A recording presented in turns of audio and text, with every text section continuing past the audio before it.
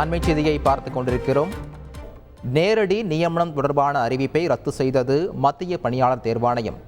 பிரதமரின் அறிவுறுத்தலின் பேரில் மத்திய அமைச்சர்கள் எழுதிய கடிதத்தை தொடர்ந்து இந்த நடவடிக்கையானது எடுக்கப்பட்டிருக்கிறது. இது பற்றிய மேலும் விவரங்களை வழங்குவதற்காக எமது செய்தியாளர் ரமேஷ்குமார் இணைப்பில் இருக்கிறார். ரமேஷ்குமார் வணக்கம். இது பற்றிய முழு விவரங்களை பதிவு பண்ணுங்க. மத்திய அரசின் பல்வேறு உயர் பதவிகளுக்கு லேட்டரல் என்ட்ரி மூலம் நேரடியாக அதிகாரிகளை நியமிப்பது தொடர்பாக கடந்த 17ஆம் தேதி வெளியிட்ட விளம்பர அறிவிப்பை திரும்ப பெறுவதாக மத்திய பணியாளர் தேர்வாணையமான UPSC தற்போது அறிவித்திருக்கின்றது.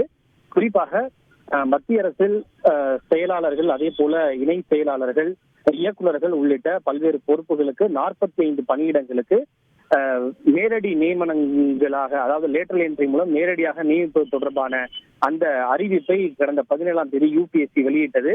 இது சமூக நீதி மற்றும் இடஒதுக்கீடுக்கு எதிரானது என பல்வேறு எதிர்கட்சிகளும் பாஜகவின் கூட்டணி கட்சிகளும் எதிர்ப்பு தெரிவித்திருந்தது.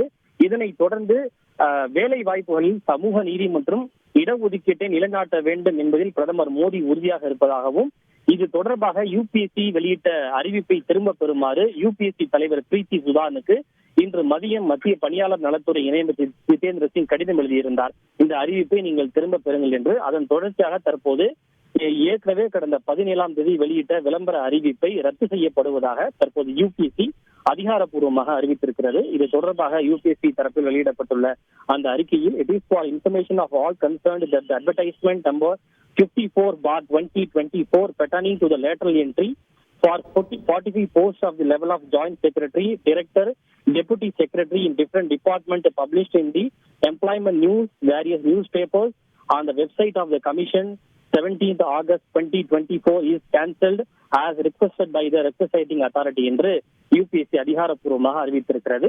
எனவே அந்த சர்ச்சை இதன் மூலமாக முடிவுக்கு வந்திருக்கிறது. நன்றி ரமேஷ்குமார், உங்களுடைய விரிவான விவரங்களுக்கு. செய்திகளை உடனுக்குடன் தெரிந்து கொள்ள உடனே சப்ஸ்கிரைப் பண்ணுங்க.